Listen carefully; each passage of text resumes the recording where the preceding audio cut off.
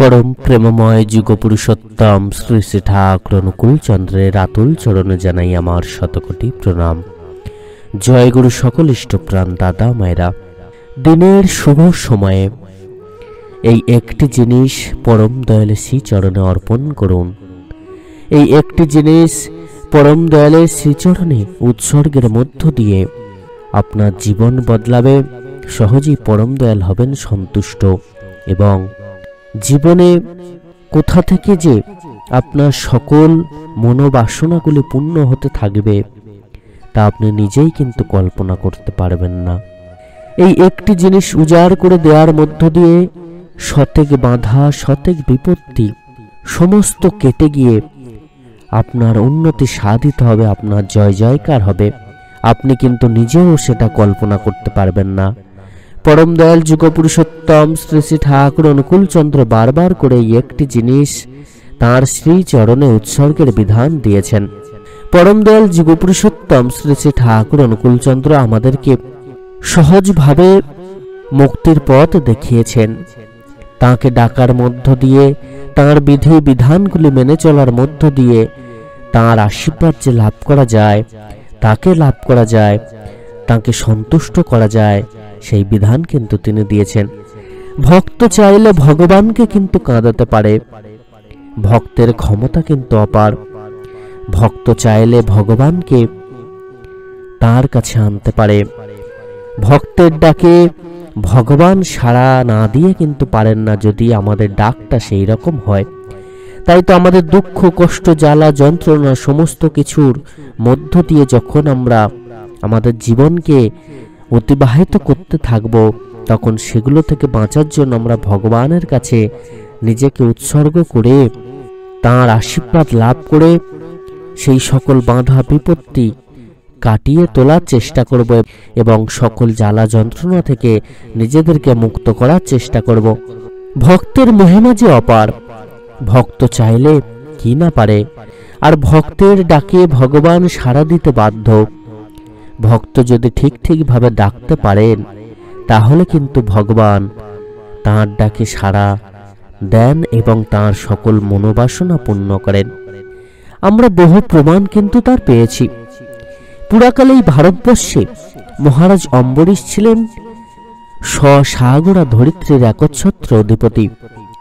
অতুল সম্পদের অধিকারী হয়েও সে সবের প্রতি তিনি ছিলেন সম্পূর্ণ উদাসীন। পার্থিব ঐশ্বর্যের নশ্বরতা অনুভব করে সেসব স্বপ্নবৎ ক্ষণস্থায়ী মনে করতেন। তিনি ছিলেন কামনা বাসনা বর্জিত শ্রীহরির অহৈতুকী পরম ভক্ত। ক্ষণভঙ্গুর দেহের প্রতিও তাঁর কোন রূপ মমত্ব বোধ ছিল না। এই সংসারের মনুষ্যগণ পার্থিব বৈভবের প্রতি আকৃষ্ট হয়ে দিনকে দিন সেসবের প্রতি মহাবিষ্ট হয়ে পড়ে। তার ফলে ভুলে যায় মনুষ্য জীবনের কর্তব্য। কিন্তু রাজর্ষি অম্বরীশ ছিলেন স্বতন্ত্র প্রকৃতির। পার্থিব কোনো বস্তুর প্রতি তার কোনো আকর্ষণ ছিল না। তিনি শ্রীহরি এবং তদ্ভক্ত জনের প্রতি নিষ্কাম ভক্তিযোগ অবলম্বন করে পরমানন্দে জীবন অতিবাহিত করতেন। ভগবত ভক্ত অম্বরীশ অনুক্ষণ তাঁর মনকে শ্রীহরির পাদপদ্মে, বাক্যকে শ্রীহরির গুণকীর্তনে, করন্দয়কে মন্দির মার্জন এবং পুষ্পচয়ন আদি শ্রীহরির সেবায় এবং কর্ণদয়কে শ্রীহরির লীলা কথা শ্রবণে সর্বদাই নিয়োজিত রাখতেন। তাহলে তিনি তাঁর বিশাল সাম্রাজ্য পরিচালনা করতেন কিরূপে? অনুক্ষণ হরিসেবায় এবং হরিচিন্তনে নিবিষ্ট চিত্ত রাজর্ষি অম্বরীশের পক্ষে তার এই বিশাল সাম্রাজ্য রক্ষণাবেক্ষণ এবং বহিঃশত্রু দমন কিভাবে সম্ভব হতো? স্বয়ং শ্রীহরি যাঁর সহায়, তাঁর পক্ষে সবই সম্ভব। ভগবত ভক্ত অম্বরীশের নিষ্কাম ভক্তিভাবে প্রসন্ন হয়ে শ্রীহরি তাঁর শত্রু বিনাশক এবং ভক্তজনের রক্ষক সুদর্শন চক্রকে নিযুক্ত রেখেছিলেন তাঁর বিশাল সাম্রাজ্য রক্ষার্থে। রাজকর্মচারীরাও তার ভয়ে সর্বদা কর্তব্যরত ছিল। নিম্নলিখিত ঘটনাটি তার প্রকৃষ্ট প্রমাণ। একদিন দ্বাদশী ব্রত অনুষ্ঠান কল্পে রাজর্ষি অম্বরীশ শ্রীহরির অর্চনায় মন্দিরে প্রবেশ করলেন। একসময় পূজা শেষ হলো। তার সমবেত ব্রাহ্মণগণকে সুস্বাদ অঞ্জন ব্যঞ্জনাদি ভোজন করিয়ে তাদের অনুমতি নিয়ে একাদশীর পালন করবার জন্য প্রস্তুত হলেন। এমন সময় হঠাৎ এক জটিল সমস্যার সৃষ্টি হলো। সামনে এসে উপস্থিত হলেন ঋষি দুর্বাসা। অনেক ক্ষেত্রেই দেখা যায় ঋষি দুর্বাসার উপস্থিতি কোনো না কোনো এক জটিল সমস্যার সৃষ্টি করে থাকে। এক্ষেত্রেই ঠিক তাই হলো। রাজর্ষি অম্বরীশ একাদশী ব্রতের পালন বন্ধ রেখে ঋষি দুর্বাসাকে যথোচিত সম্মান প্রদর্শন পূর্বক তাঁর গৃহে আতিথ্য গ্রহণের অনুরোধ জানালেন। ঋষি দুর্বাসা তাঁর আতিথ্য স্বীকার করে কালেন্দিতে স্নান করবার জন্য গমন করলেন। তারপর অনেকক্ষণ কেটে গেল, কিন্তু ঋষির দেখা নাই। এদিকে দ্বাদশী তিথির আর বেশি দেরি নাই। রাজর্ষি অম্বরীশ তখন এক ভীষণ ধর্মসংকটে পড়লেন। নিমন্ত্রিত ঋষিকে উপেক্ষা করে অগ্রে ভোজন করা পাপজনক, আবার সময় মতো পালন না করলেও ব্রত বৈগুণ্য রূপ দোষ দৃষ্ট হতে হয়। অতএব কি করলে উভয় দিক রক্ষা হয় সে সম্বন্ধে ব্রাহ্মণদের নিকট সুপরামর্শ প্রার্থনা করলেন অম্বরীশ। শেষ পর্যন্ত সামান্য জল পান দ্বারা ব্রতের পালন উদযাপন করাই স্থির হল। শ্রীহরিকে স্মরণ করে তাই করলেন পরম ভক্ত অম্বরীশ। তারপর বসে রইলেন ঋষির আগমন প্রতীক্ষায়। স্নান সমাপনান্তে একটু পরেই ফিরে এলেন ঋষি দুর্বাসা এবং নিমন্ত্রিত অতিথিকে উপেক্ষা করে তাঁর ভোজনের পূর্বেই অম্বরীশের জলপান জানতে পেরে ভীষণ ক্রুদ্ধ হয়ে পড়লেন। অম্বরীশ আমাকে আমন্ত্রণ করে আমার ভোজনের পূর্বেই নিজেই জলপান করে আতিথ্যবিধি লঙ্ঘন করেছে, তার সমুচিত শাস্তি এখনই পেতে হবে তাকে। অতঃপর রোষ প্রদীপ্ত দুর্বাসা নিজের মস্তক হতে একটা জটা ছিঁড়ে ফেললেন। সেই জটার দ্বারা কালাগ্নি সদৃশ এক মারক অপদেবতার সৃষ্টি করলেন অম্বরীশকে বধ করবার জন্য। তার ফলে অদ্ভুত এক ঘটনার সৃষ্টি হলো। চারপাশে অগ্নিবেষ্টিত সেই মারক অপদেবতা উন্মুক্ত অসি হস্তে পদভরে ধরিত্রীকে প্রকাশিত করে অগ্রসর হতে লাগলো অম্বরীশের দিকে। কিন্তু রাজর্ষি অম্বরীশ স্থির নিশ্চল, সেখানে ভয়ের কোনো চিহ্ন মাত্র নেই। যেখানে দাঁড়িয়েছিলেন সেখান থেকে এক পাও সরে গেলেন না। ঈশ্বরে সমর্পিত মন নিয়ে দাঁড়িয়ে রইলেন একইভাবে স্থির অচঞ্চল। কি ভীষণ পরিস্থিতি! একদিকে ভীষণ মারক অপদেবতা, অন্যদিকে মহাভাগবত রাজর্ষি অম্বরীশ। ভগবত অনুগ্রহে বিশ্বাসী হয়ে যিনি ভয়ং ভয়ানং ভীষণং ভীষণানং, অর্থাৎ যিনি ভয়েরও ভয় ভীষণেরও ভীষণ, সেই শিহরি রূপ ধ্যান করে চলেছেন স্থির চিত্তে। তুচ্ছাতি তুচ্ছ ভয়প্রদ মারক অপদেবতার সম্মুখে অবিচলিত হৃদয় দণ্ডায়মান। কিছু দূরে ঋষি দুর্বাসা মারক অপদেবতাকে কার্যকর হতে দেখে নিজের উদ্দেশ্য সিদ্ধির আশায় উৎফুল্ল। অন্যদিকে অম্বরীশকে স্থির অবিচলিত দেখে বেশ কিছুটা বিস্মিত। বুঝতে পারছেন না এই অসীম সাহস কোথা থেকে পেলেন অম্বরীশ। আজ ভুলে গেছেন দুর্বাসা সে কৃষ্ণের মুখ নিশ্চিত সেই অভয়বাণী, ন মে ভক্ত প্রণশ্যতি, আমার ভক্ত কখনো বিন্যাস প্রাপ্ত হয় না। কিন্তু পরম ভক্ত অম্বরীশের কর্ণে তখন শ্রীহরির সেই অভয়বাণী প্রতিধ্বনিত হচ্ছে। তিনি অন্তরে এবং বাহিরে সর্বত্রই দেখছেন আনন্দময় শ্রীহরির আনন্দ ঘন অভয় মূর্তি। একেই বলে সর্বং খল্লিবদং ব্রহ্ম। শ্রীহরির ভক্ত অম্বরীশ সর্বদাই স্থির চিত্ত এবং নির্ভীক। ক্ষুদ্র অসিধারী মারক অপদেবতা পদভারে পৃথিবী প্রকম্পিত হতে পারে, কিন্তু যে হৃদয়ে বিশ্ব ব্রহ্মাণ্ডের অধিপতি স্বয়ং নারায়ণ অধিষ্ঠিত, সেই পৃথিবী হতেও সর্ববৃহৎ ভক্ত হৃদয়কে ভীতগ্রস্ত করবার মতো ভীষণ মূর্তি আজ সৃষ্টি হয় নাই। ইহাই পরম ভক্ত অম্বরীশের তখনকার মানসিক অবস্থা। ক্ষুদ্র মারক অপদেবতার ভয় অম্বরীশকে স্পর্শ করতে সাহসী হল না, কিন্তু এক বৃহত্তম ভয় ঋষি দুর্বাসাকে অভিভূত করল। ক্ষণ পরে নারায়ণের সুদর্শন চক্র আবির্ভূত হয়ে মারক অপদেবতাকে ভস্মীভূত করে ফেলল। তারপর ভক্তের অনিষ্ট চিন্তাকারী দুর্বাসার দিকে ধাবিত হলো। ঋষি তখন ব্যস্ত হয়ে পড়লেন প্রাণ রক্ষায়। এহেন বিপদের সময় দুর্বাসা মুনি ভুলে গেলেন ভগবত স্মরণের কথা। শ্রীহরিকে স্মরণ করলে হয়তো তাঁর এই সাময়িক বিপদ কেটে যেত, কিন্তু প্রাণ ভয়ে তখন তিনি হিতাহিত জ্ঞান শূন্য। প্রাণ রক্ষার্থে ছুটাছুটি করতে লাগলেন চারিদিক, ছুটতে লাগলেন 10 দিকে। আকাশে, সমুদ্রের রসাতলে, স্বর্গে যেখানেই যান সেখানেই দেখতে পান দুঃসহনীয় সুদর্শন চক্রকে তার দিকে ধাবমান হতে।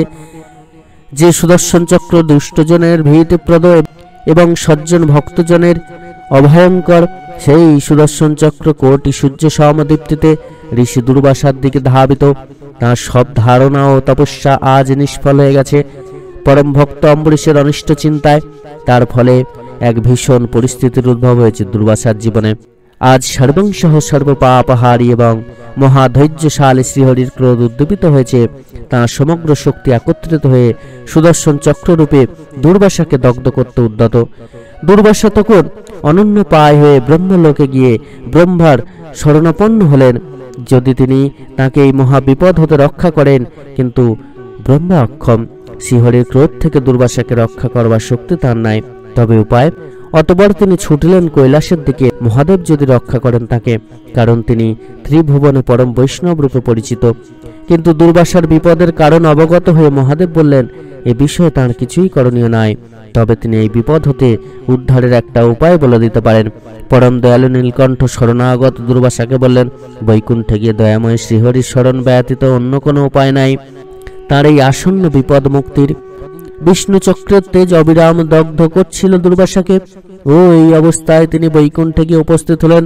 ভয় কম্পিত কলেবর শ্রীহরির পাদপদ্মে নিপতিত হয়ে অসহায় ভঙ্গিতে আত্মনিবেদন করে বললেন, হে প্রভু, হে অনন্ত, হে অচ্যুত, আমি অজ্ঞানতাবশত ভয়ানক একটা অন্যায় করে ফেলেছি। আপনার ভক্তের মহিমা সম্যক রূপে উপলব্ধি করতে না পেরে আপনার পরম ভক্ত রাজর্ষি অম্বরীশকে অভিশাপ দিয়ে মহা অপরাধ করেছি আমি।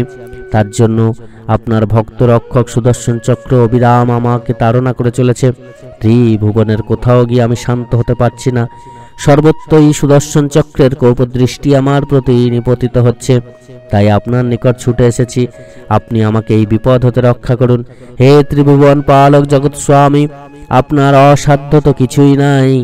জ্ঞানে বা অজ্ঞানে আপনার নাম উচ্চারণ করলে নরকবাসী জীব উদ্ধার হয়ে যায়।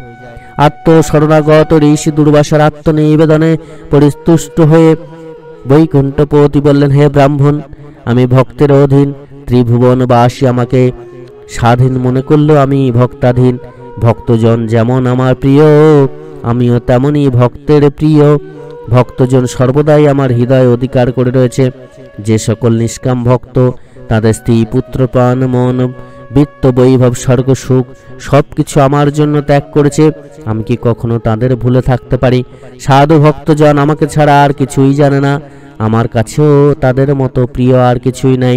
ভক্তবৎসল শ্রীহরির মুখে ভক্ত প্রশস্তি শুনে দুর্বাসার মনে ভীষণ ভয় সঞ্চার হলো। তবে কি তাকে এখান থেকেও নিরাশ হয়ে ফিরতে হবে? তবে উপায়? অন্তর্যামী ভগবান দুর্বাসার মনের ভাব অবগত হয়ে করুণাবশত বলেই দিলেন তাঁর আসন্ন বিপদ থেকে মুক্তির উপায়। দুর্বাসা স্তবে তুষ্ট হয়ে বললেন, হে ব্রাহ্মণ, তুমি সত্তর গমন করো, পরম ভক্ত রাজর্ষি অম্বরীশের কাছে গিয়ে তোমার অপরাধের জন্য ক্ষমা প্রার্থনা করো, তাহলেই তুমি এই মহাবিপদ হতে মুক্ত হতে পারবে। ঋষি দুর্বাসা শ্রীহরির উপদেশে আশান্বিত হয়ে রাজর্ষি অম্বরীশের নিকটে গিয়ে উপস্থিত হলেন এবং দুঃখিত চিত্তে অম্বরীশের চরণদ্বয় ধারণ করে স্বীয় অপরাধের জন্য ক্ষমা প্রার্থনা করলেন। মহর্ষি দুর্বাসা ক্ষত্রিয় রাজার পাদস্পর্শ করায় অতিশয় লজ্জিত হলেন রাজর্ষি অম্বরীশ। দুর্বাসাকে সান্ত্বনা দিয়ে সুদর্শন চক্রকে শান্ত করবার জন্য তার স্তব করতে লাগলেন। হে সুদর্শন, তোমাকে শতকোটি প্রণাম। হে সহস্রধার, হে ভগবত প্রিয় সর্বাস্ত্র ঘাতীন, তুমি এই ঋষির প্রতি তুষ্ট হও, তোমার ক্রোধ সম্বরণ করো। এই রূপে অম্বরীশের দ্বারা পূজিত হয়ে সুদর্শন চক্র শান্ত হওয়ার ঋষি ভয়মুক্ত হলেন। তারপর অম্বরীশকে লক্ষ্য করে বললেন, আহা, আমার কি সৌভাগ্য! আজ আমি শ্রীহরির ভক্তজনের সাক্ষাৎ মহৎ দর্শন হয়ে ধন্য হলাম। হে রাজন, আপনার নিকট আমি মহা অপরাধী, তথাপি আপনি আমার প্রতি করুণাবশত যে মঙ্গল বিধান করলেন তার জন্য আপনার নিকট আমি চিরকৃতজ্ঞ। সুদর্শন চক্র ভয় ভীত দুর্বাসার স্থান হতে স্থানান্তরে ছুটাছুটির পর অম্বরীশের নিকট ফিরে আসতে 1 বৎসর অতিবাহিত হয়েছিল। এই 1 বৎসর কাল অতিথি দুর্বাসার প্রত্যাগমন প্রতীক্ষায় রাজর্ষি অম্বরীশ শুধুমাত্র জল পান করেই জীবন ধারণ করেছিলেন, কারণ নিমন্ত্রিত অতিথিকে ভোজন না করিয়ে তো তিনি আহার্য বস্তু গ্রহণ করতে পারেন না।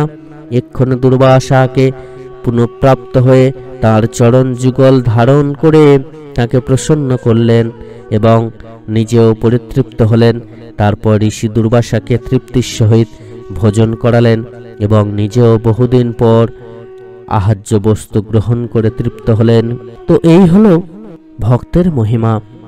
ভক্ত যদি তাঁর সমস্তটা উৎসর্গ করে ভগবানকে দিতে পারেন, ভগবান কিন্তু তাকে সর্বদা রক্ষা করবেন, তাঁর ডাকে সাড়া দেবেন। ভগবান তার প্রতি প্রসন্ন থাকবেন, তার প্রতি সহায় থাকবেন, তার প্রতি তাকে সদা সর্বদা রক্ষা করবেন।